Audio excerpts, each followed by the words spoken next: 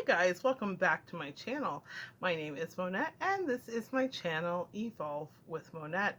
I am a professional intuitive empath as well as an all-around life path 3 and an author and a chef and all that jazz. So now that we know each other, I want to jump into the title of the video today, which is about spirituality and sexual attraction. Now, that seems like a loaded subject, right?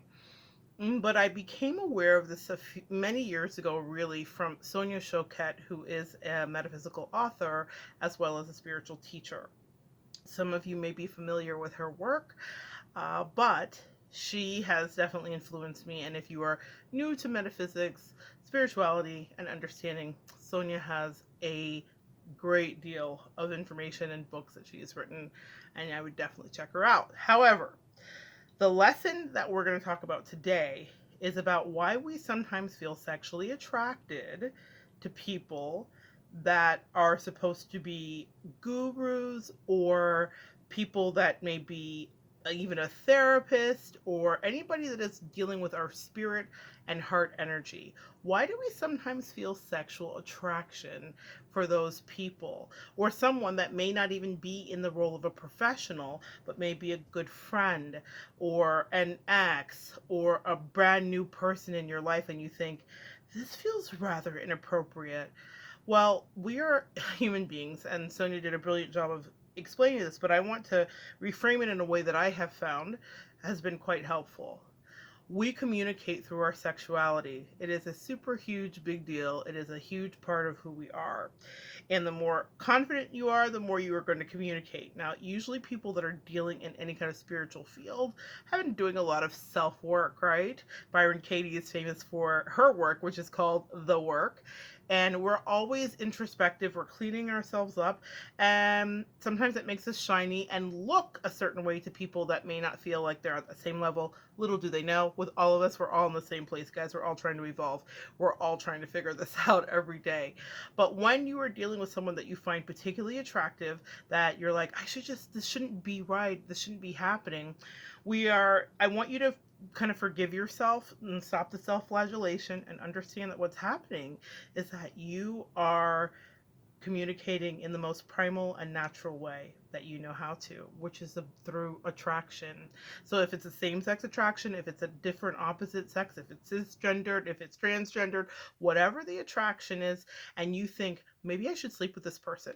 Now, this is something that I've chatted about a great deal with some of my girlfriends in the metaphysical community, where they have had encounters, friendships, inappropriate encounters, maybe, and they think, how did I end up here? And I said, is there a soulmated connection? Now, soulmates is a whole nother subject that I should make and will be making another video on. But our soulmates are not always our life partners, but our soulmates cause us to deal with our great insecurities, cause us to take a real look at our life, and they are often catalysts. The way that I describe a soulmate is like a comet streaking through the sky, and you can look at it and you can maybe even predict when it can come back or when it will come back, but we can't contain it and capture it in a bottle. And so that is the energy of a soulmate. It lights up your life, but if you were to hold on to it, it would burn you. It is the bluest flame. So everybody's always so avaricious, like, I need a soulmate. I have to have my soulmate. And there's twin flames and there's life partners, but honey and sirs, gentlemen, honeys and gentlemen, it is so important for you to understand that your soulmate is someone that bounces in and out of your life, and it may not be someone that is able to be fully contained ever. They may live far away from you. There may be weird circumstances. It may be a May-December romance. There are a lot of things around that. So I want to get back to this. So the situation is we will be attracted sexually to somebody that we will learn a lesson from, because when are our ears the most open? Oh, that's when we like someone. That's when we're sexually attracted. That's when we're like, oh, what they said was like profound. Have you ever had a moment with some of your girlfriends where they're talking to you and they've been telling you for like 6 months the same thing, and then somebody that you're attracted to says it to you halfway one time, and you're like, you know what? Like, everything they said changed my life. Like, it's truly the way that we operate, guys. So that's why you are attracted to someone who is usually a spiritual helper or an uplifter, is because that's how our angels know that we'll pay attention. It's a bit of a trick. It's a bit of a delicious trick. And then there are also lessons offered in that, because when we are to restrain ourselves from wanting to act on sexual urges or attraction, there is a spiritual evolution. You're squeezing through the eye of the needle. That's a very biblical phrase and term there, but you are squeezing through the eye of the needle when you do not indulge in the attraction that you think is going to relieve you or free you or enlighten or liberate you. Usually it's a test, guys. This is just a test. The emergency broadcast systems are working, and your angels are saying to you, how bad do you want to push through this next level of your life? Bad enough to resist the temptation?